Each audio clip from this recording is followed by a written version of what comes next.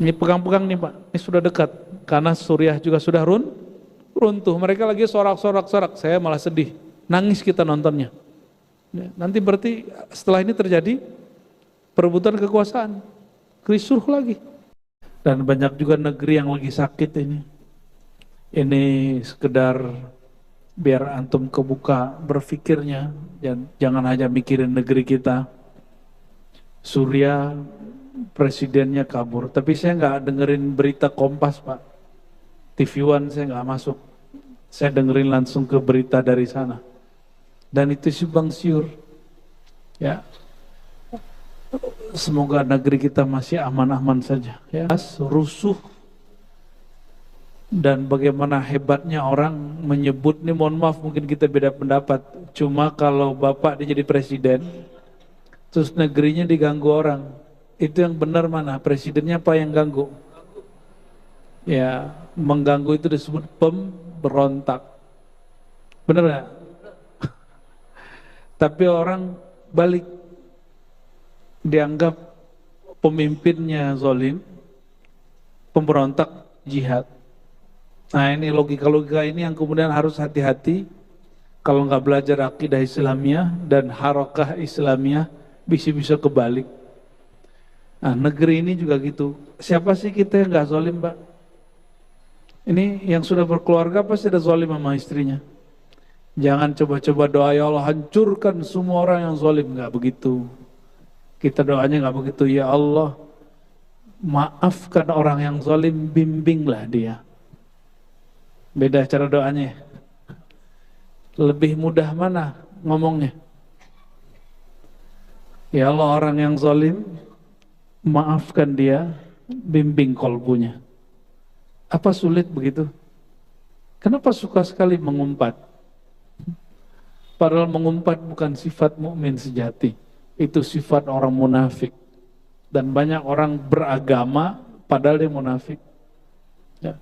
Kita doakan mereka yang sedang di sana. Ini di sananya orang Suriahnya sendiri beda pendapat. Ada yang nganggap Bashar Assad yang benar. Ada yang menganggap pemberontaknya yang benar. Ya pasti yang benar itu besar sekali Bapak Ibu. Suriah itu kecil sekali ya dibandingkan Indonesia. Maka Indonesia ini lebih rawan. Untung orangnya santai. Datang orang yang diakui Imam Mahdi di Pakistan, nyampe di sini biasa aja. Di Malaysia ramai Pak. Di Malaysia dikeluarkan fatwa sesat. Di sini dicuekin aja sama MUI. Dicuekin sama jemaah yang cuma menyambut Ustadz akhir zaman aja. Nggak ada, nggak laku di sini. Karena di sini orangnya lebih horor daripada orang Pakistan. Ya. Kita beruntung negeri ini Allah ciptakan sesantai itu ya. Alhamdulillahirabbil. Ada orang ngaku jadi nabi di Parung biasa aja Pak. Apalagi coba yang ngaku Imam Mahdi. Jadi nabi aja biasa aja. Nah, santai ini dijaga, tapi jangan terlalu santai. Karena ini masanya sudah dekat. Ini alhamdulillah kita masih Allah izinkan ngaji. Buka kitab. Ya. Kenapa saya istiqomah buka kitab? Karena tidak semua khatir lintasan kolbu ilham itu betul-betul steril. Maka dia mesti ada pembandingnya.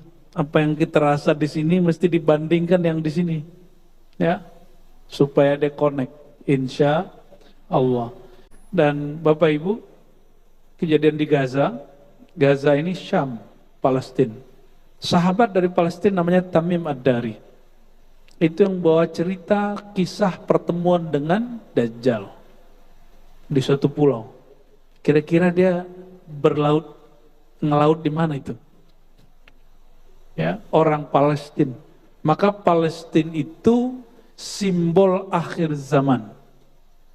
Syam, habis Palestina Lebanon sekarang Suriah. Tinggal satu negara lagi, Yordan, tempat Ashabul Kahfi. Satu negara lagi sudah. Kalau sudah berarti emang dia sudah keluar, ya. Tapi keluarnya bukan di situ, Pak. Cuma nanti Nabi mengatakan Dajjal itu nanti dibunuh di Syam. Ada satu pintu yang hanya Nabi Isa dan Imam Mahdi yang tahu. Beruntung kita kalau nanti jadi pasukannya.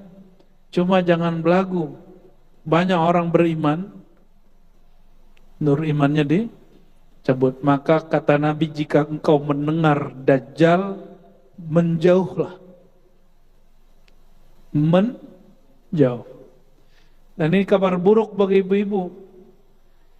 Dalam hadis Imam Ahmad dikatakan, semoga bukan ibu-ibu yang ini, kebanyakan pengikut Dajjal itu kaum wanita. Maka Nabi SAW mengatakan, jika kamu mendengar Dajjal, fitnah akhir zaman, ikatlah perempuan-perempuanmu. Itu maksudnya begitu. Tapi ikatan paling kuat, ikatan kolbu. Diajarin ilmu iman. Ya, ini pegang-pegang nih Pak, ini sudah dekat. Karena Suriah juga sudah runtuh. Mereka lagi sorak-sorak, saya malah sedih. Nangis kita nontonnya. Ya, nanti berarti setelah ini terjadi perebutan kekuasaan. Kerusuh lagi. Negeri Syam, kata Nabi, itu negeri para wali abdal. Abdal itu wali yang di hatinya nggak menyimpan dendam. Nggak menyimpan dendam. Orang Syam itu kalau ngomong, itu halus sekali. Dan saya bahasa Arabnya, lahajatnya, iramanya, banyak terpengaruh mereka tanpa dibuat. Allah jaga, amin ya rabbal alamin.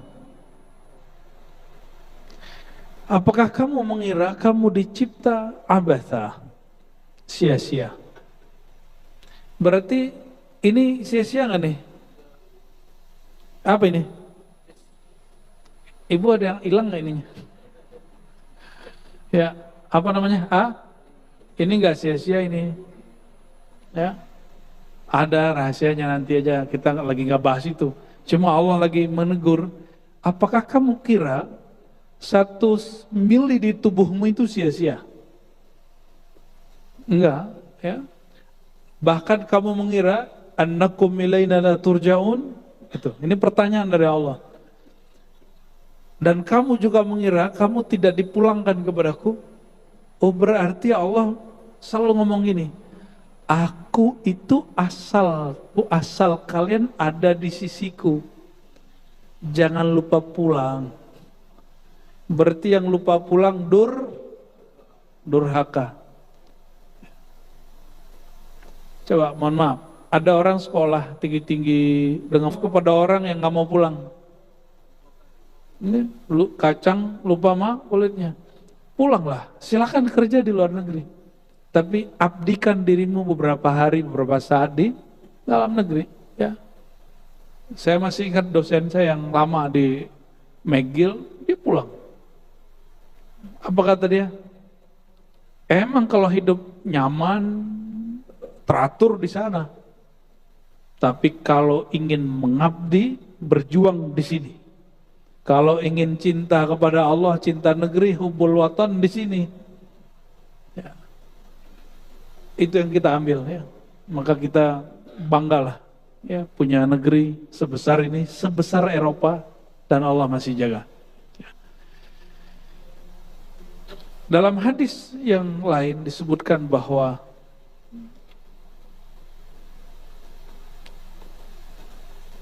kalau rukun iman itu kan hadisnya ternyata lebih dari satu redaksi. Ada redaksi lain Bapak Ibu. Apa itu iman? Antu'mina billah wa malaikati wa kutubi wa rusul wa bil ba'thi ba'dal maut. Jadi ada satu redaksi rukun iman, percaya hari akhir itu kalimatnya nggak begitu. Redaksinya apa? Kalian percaya ada kebangkitan, ada kehidupan setelah kematian. Kita dikabarin begitu, senang apa takut? Senang apa takut? Harusnya senang. Karena dunia ini begini-gini aja Bapak Ibu. Dulu muda, sekarang udah tua kan? Dulu punggungnya mau diapa-apain juga enak. Sekarang bangun tidur udah ruku masih alhamdulillah. Coba kita ajak lari. Ya salam. Setelah dibangkit, Bapak Ibu, terjadi hujan sehari, tapi ini sehari di alam sana. Tempatnya di bumi. Jadi kita dibangkitkan di mana? Di bumi ini atau bumi yang lain? Ya di sini dong. Ini kuburan kita. Maka bumi yang diperdebatkan orang-orang eksak, bumi nggak begitu. Maka kita nggak perlu tahu bumi ini flat ataupun bulat. Itu bukan bagian dari iman. Ketika banyak orang bertanya tentang hal-hal yang nggak penting, ada seorang sahabat bertanya begini, ya Rasulullah, mata sa'ah, kapan kiamat? Penasaran toh? Apa jawaban Nabi? Ma'adatta laha. Apa persiapanmu untuk itu? Saya nggak tertarik bicara bumi flat ataupun bumi bulat. Saya cuma bertanya, apa yang kita siapkan jika bumi ini adalah kuburan kita, lalu kita dibangkitkan lagi setelah itu? Artinya apa Bapak Ibu?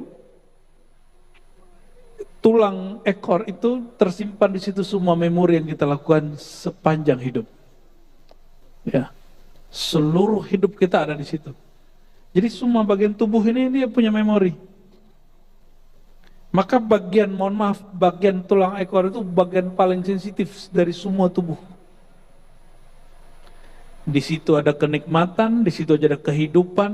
Ini kan keluarnya dari di situ semua kan? Ya, apa yang keluar dari batu?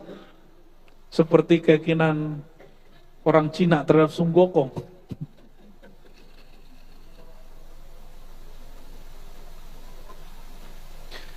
Setelah hujan sperma, maka Allah ciptakan kembali, Allah kembalikan yang sudah pernah ada. Maka jika ada orang tanya, masa orang mati bisa hidup? Jangankan orang yang sudah mati, yang belum ada aja Allah adain. Itu logikanya, disebut kias aulawi. Apa istilahnya? Berarti Quran mengajarkan kias yang berbeda dengan kias Yunani kuno. Di kias Yunani disebut silogisme. Dia ada premis 1, premis 2, lalu kesimpulan. Contoh, ini contoh nih. Bapak Ibu ini ada keberadaannya di suatu tempat. Betul. Coba bayangkan ada makhluk tapi tidak bertempat. Bisa nggak? Mustahil? Mustahil. Saya tanya, Allah ada? Apakah Allah bertempat? Loh, kok bisa membayangin sesuatu tak bertempat? Di mana berarti ada dong, bertempat dong. Ini kalau pakai logika Yunani, ya belajar logika itu perlu Pak, bagi yang mau serius belajar akidah ya. Setiap yang wujud itu bertempat. Ternyata kalimat ini tidak selamanya benar. Yang benar, setiap benda bertempat. Kita bagian dari benda, maka kita bertempat. Allah bukanlah benda, maka Allah tidak itu logika Aristo yang kemudian diadopsi oleh ahli kalam ahli sunnah dan dijadikan sebagai dalil akal. Tapi Quran mengajarkan yang lebih canggih, namanya kias aulawi. Kias aulawi, jika begini aja bisa, apalagi itu. Itu dalil daripada Imam Ibn Rus mengatakan bahwa logika belajar mantik filsafat tidak haram bagi yang sanggup. Kalau nggak sanggup, nggak usah. Ya, baik. Setelah kemudian kembali, apa yang terjadi? Kita ngapain? Duduk-duduk nongkrong, cari kafe Pak. Ngumpul-ngumpul terus bilang, ngopi yuk gitu. Gitu nggak? Enggak. Nah, kita pindah ke cabang yang ke-8.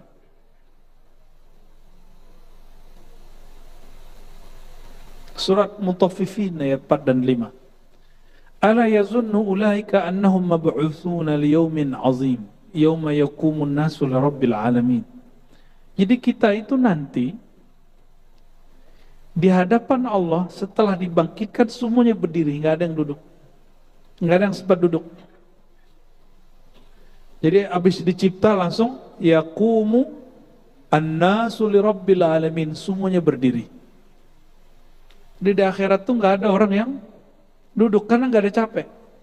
Tubuh kita disiapkan untuk menikmati sorga yang sangat nikmat atau menghadapi siksaan yang sangat berat.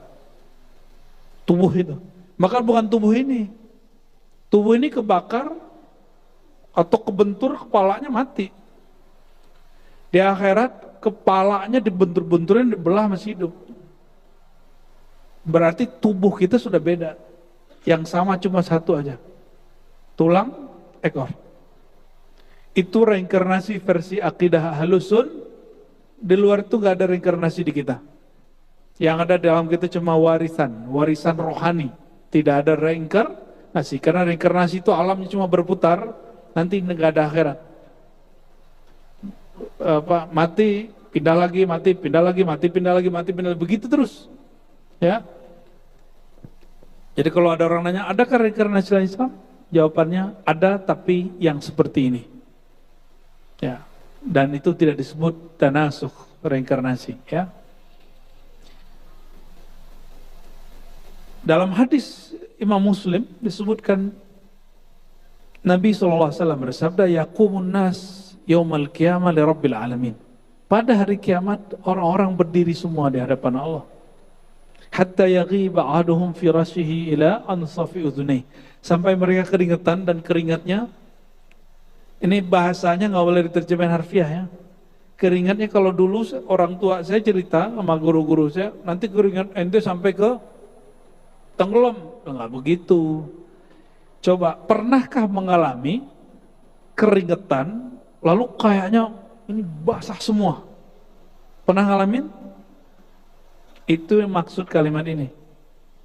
Jadi tubuh ini basah semua, di sini berkeringat, di sini semuanya berkeringat.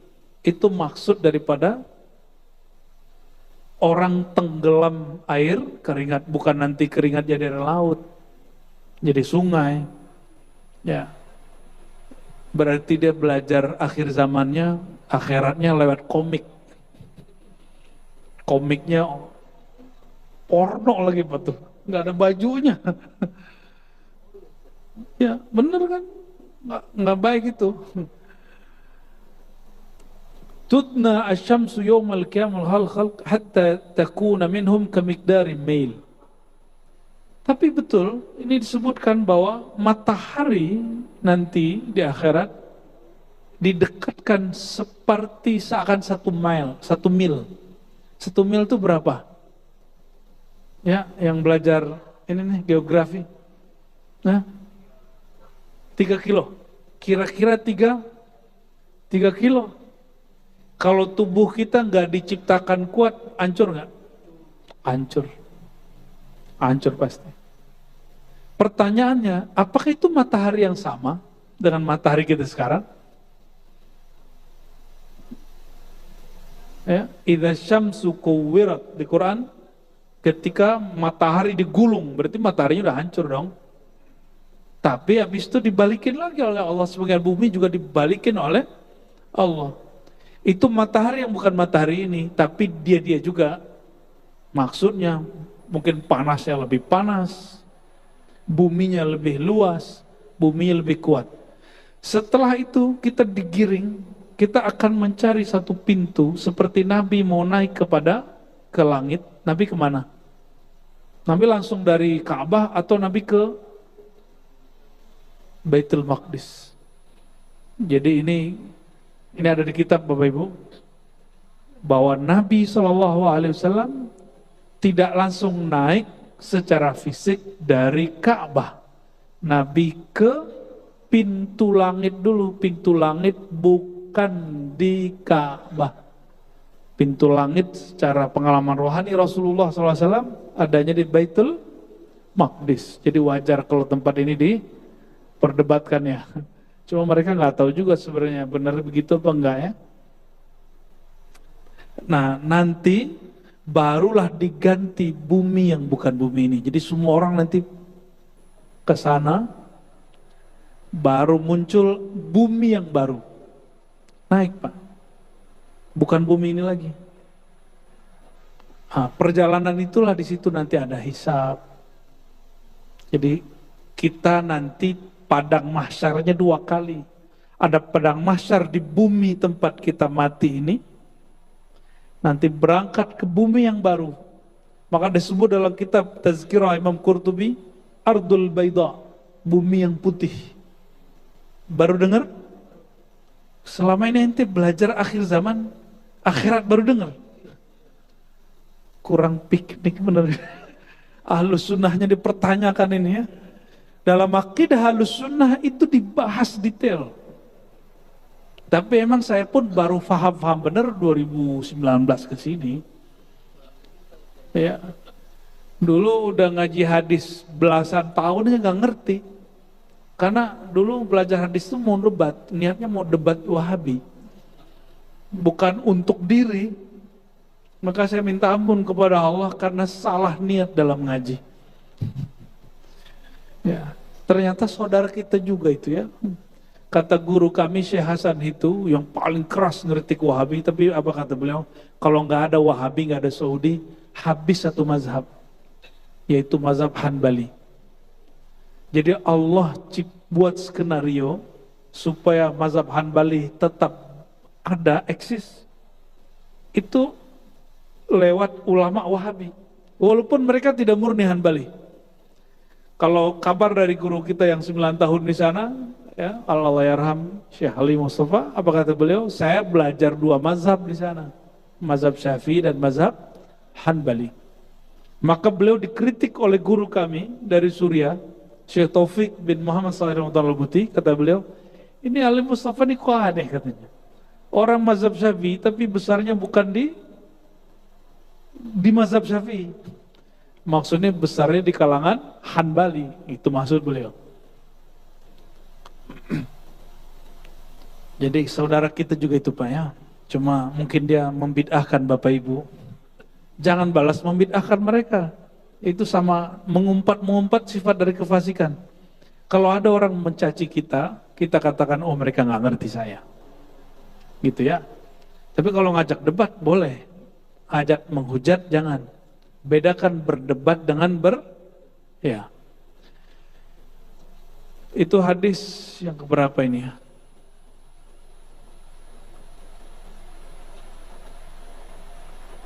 Jangankan nanti tuh ya, di Bekasi aja panas banget Pak ya. Ya, Jakarta siang-siang panas banget. Maka ada ungkapannya Pak, Bekasi planet terdekat di muka bumi, ke matahari. Dan keringetan, kita udah pakai AC, pakai kipas angin masih keringetan.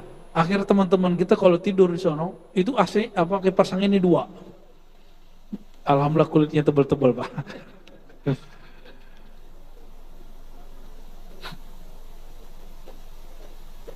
Ini banyak sekali ayatnya. Dikatakan di sini dalam hadis ya. Pada perjalanan itu nanti orang-orang akan dihisap. Nah, ini saya ceritakan secara naratif saja. Di perjalanan itu masing-masing kita akan mengalami pemeriksaan yang lebih mengerikan dari KPK dan BPK. Ya, jadi yang bekerja di 2 instansi itu harusnya lebih soleh dari kita, Pak. Ya, dan mereka juga harus hati-hati. Mereka juga sedang dihisap oleh Allah Subhanahu wa Ta'ala. Ya. Jangan karena ada unsur-unsur politik atau apa lalu melakukan sesuatu. Ya. Terus setelah kemudian diperiksa keluarlah buku. Nah, maka disebutkan di dalam surat Al-Insyiqaq ayat 7-12. Fa'amma man utiya kitabahu biyamini. Adapun yang diberikan lewat tangan kanan, fasawfa yuhasabu hisaban yasira. Dia akan dihisab dengan hisab yang ringan. Wa yanqalibu ila ahlihi masrura. Nanti dia akan ketemu keluarganya dengan bahagia. Pertanyaannya, ini keluarga yang mana ini?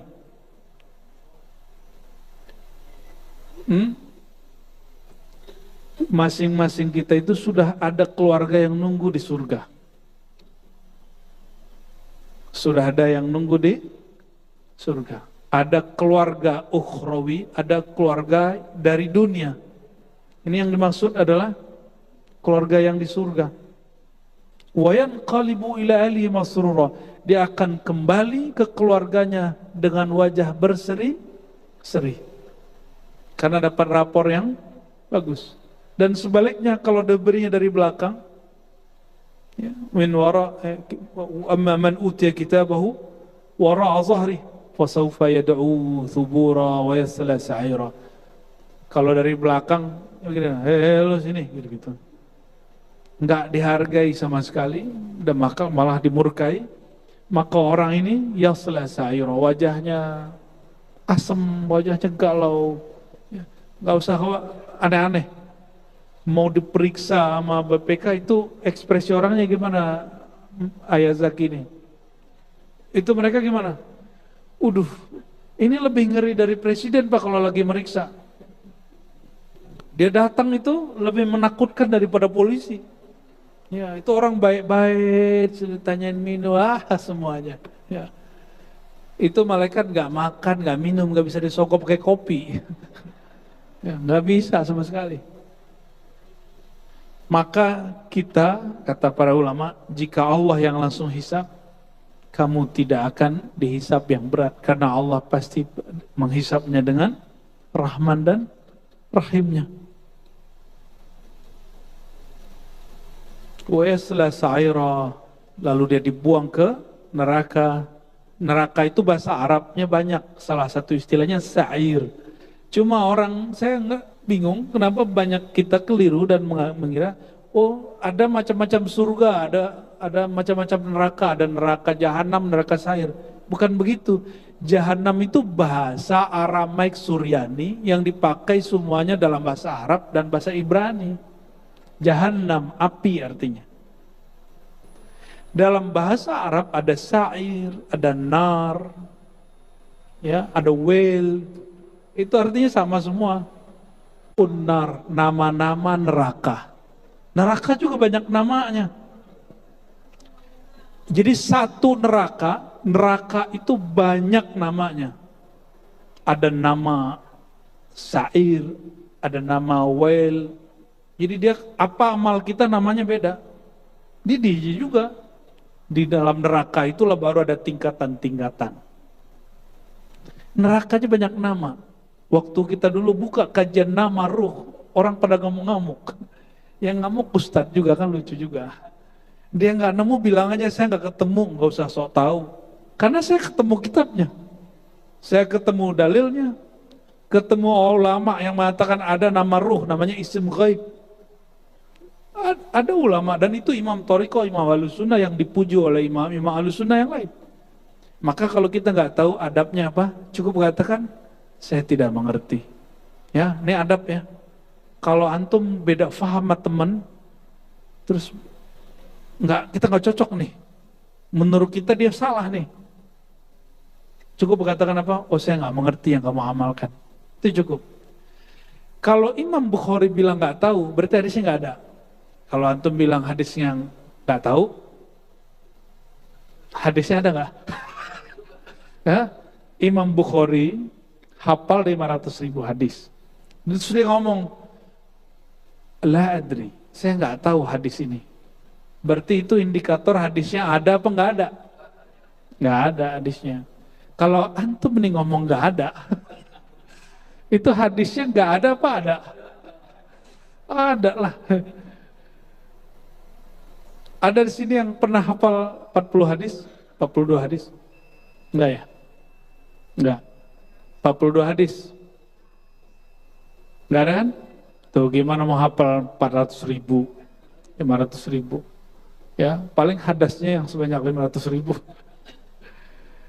Ini masih banyak Bapak Ibu. Ah, nanti di bulan depan insyaallah kalau umur kita panjang akan ada dialog. Jadi nanti bertemu Allah itu ada macam-macam. Ada bertemu kalam, ada bertemu wajah, ada bertemu hisab. Nanti akan ada bertemu kalam. Kita cuma dengar kalamnya, tapi kita nggak ngeliat dia. Itu di padang mahsyar. saat orang akan dihisab. Dan masing-masing orang dia mendengar dengan rasa yang beda.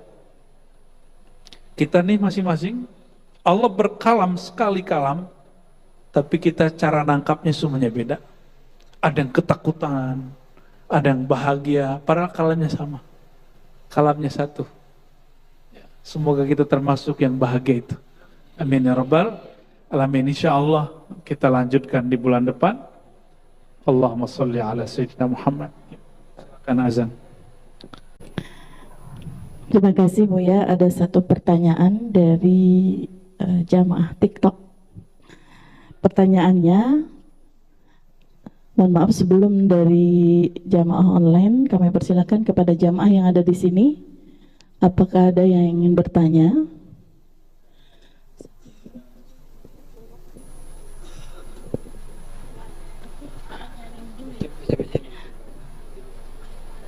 Satu pertanyaan yang dari TikTok, tafsir mimpi yang ada di dalam kitab tafsir Ahlam itu apakah benar semua? Oke. Tafsir mimpi. Jangankan tafsir mimpi, tafsir Quran aja belum tentu benar. Yang benar itu Qurannya. Mimpinya mungkin benar, tapi tafsirnya belum tentu benar. Tafsir mimpi atau juga disebut takbir mimpi. Mimpi bahasa Arabnya ru'ya. Ru'ya itu dari arti pandangan tapi bukan pandangan mata. Sadar. Itu disebut ru'ya. Kalau memandang dengan kasat mata ru'yah. Maka kalau kita mau bulan puasa disebut ru'yah. Dengan hisab atau ru'yah. Masih ingat? Ini bentar lagi orang debat nih. Hisab atau ru'yah? Saya nggak usah repot-repot ya. Mau bocoran sunnah aja ya. Sesuai sunnah Nabi, Nabi tidak pernah pakai hisab. Sesuai sunnah Nabi, Nabi selalu pakai ru'yah. Nabi nggak pakai kasyaf. Merem, oh bulan udah terbit nggak begitu? Nggak ya. Mimpi tidak pernah dijadikan sebagai alat dalil untuk menentukan suatu hukum. Mimpi itu kata Nabi hanya mubasyarat, kabar gembira. Kabar. Maka Sayyidina Ibrahim ketika mimpi 3 kali, Nabi ini kalau mimpi hukumnya wahyu. Tapi karena itu mimpi, dia tidak jadikan hukum. Diajak dulu anaknya bicara. Apakah dia melihat yang sama? Karena anaknya juga seorang nabi. Karena sama dapat wahyu, baru dia kemudian mengamalkannya, melakukannya ya.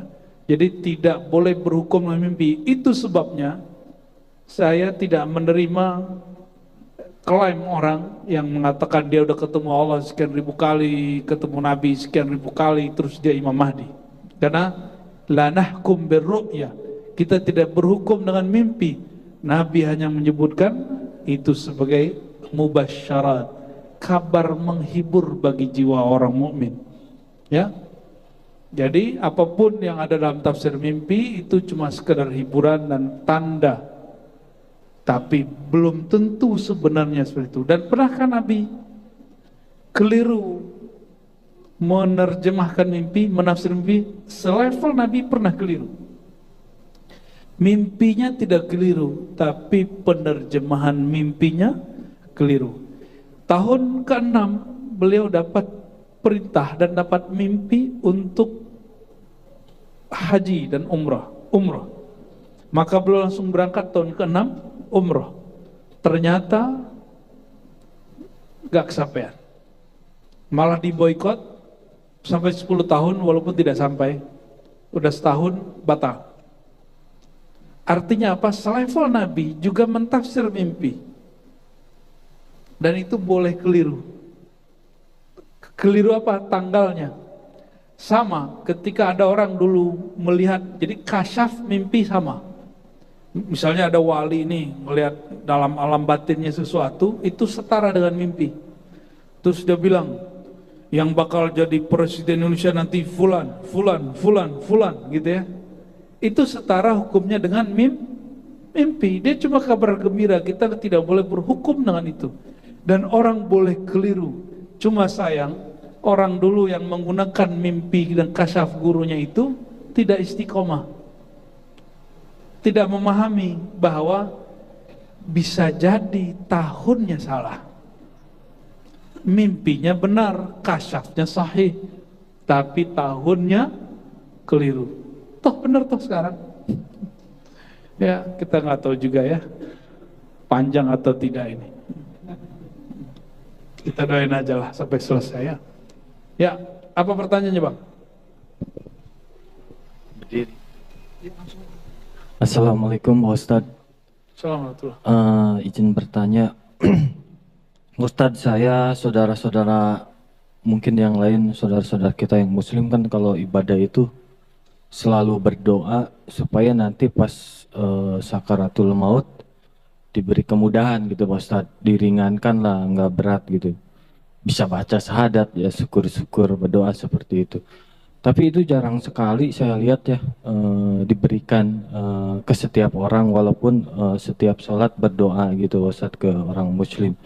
Bahkan keturunan Nabi yang bisa ketemu Allah sehari 70 kali, yang bisa memadamkan api neraka, itu juga mereka meninggalnya enggak baca syahadat dan gitu. Nah saya lihat, karena saya sering keluar masuk rumah sakit Pak Ustadz karena kerjaan ya, ada seorang non muslim, ibu-ibu Pak Ustadz, udah tua gitu ya, dia nggak pernah sholat, agamanya Katolik, nggak pernah sholat, nggak pernah puasa, nggak pernah ke masjid, tapi pas dia sakaratul maut, subhanallah nih saya cerita nih pemberi, dia baca syahadat, selalu baca syahadat, asyhadu alla ilaha illallah wa asyhadu anna muhammadur rasulullah.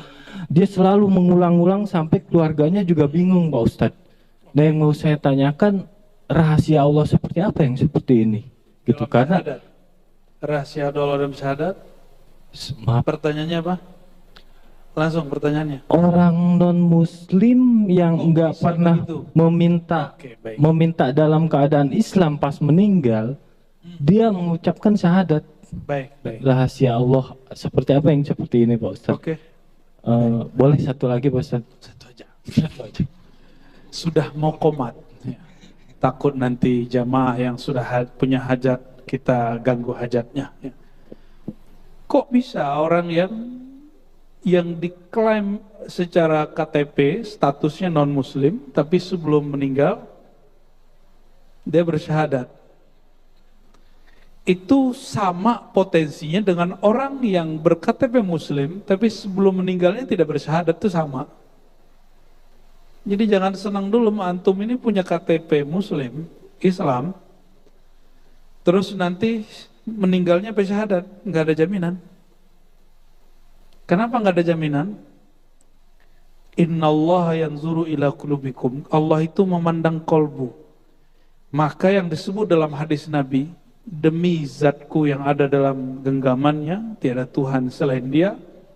Nanti ada orang yang beramal seperti ahli surga, antara dia dan surga hanya satu jengkal. Tapi yasbiqu alal kitab. Ketetapan Allah sudah berlaku. Apa yang berlaku? Allah memandang kolbu, bukan memandang KTP. Maka isi kolbu di saat sebelum sakarat, dan sakarat itu Bapak Ibu akan dimulai 70 hari sebelum orang meninggal. Berarti 2,5 bulan. Ya. Gak ada dalilnya, itu cuma ilmu tajribah. Ya kalau ditanya gak ada dalilnya. Cuma itu ilmu tajribah, pengalaman. Berdasarkan dalil-dalil yang ada, tapi dalilnya gak eksplisit, dalilnya implisit semua. Bahwa Allah mengirim namanya Rasul-Rasul utusan kematian. Dan itu berkat doa, itu ada dalam tarikh Tabrani, doa daripada malaikat pencabut nyawa. Siapa nama malaikatnya? Itu setiap hari yang natap antum lah. Setiap hari dia natap. Ditatap setiap hari. Kalau ada yang sudah ditatap agak dekat, itu berarti udah 70 hari itu. Nunggu mulai dia, namanya sakarat. Ruhnya ketakutan, rohnya mabuk. Orang mabuk ketakutan, itu yang disebut sakaratul maut. Jadi sakarat itu artinya mabuk.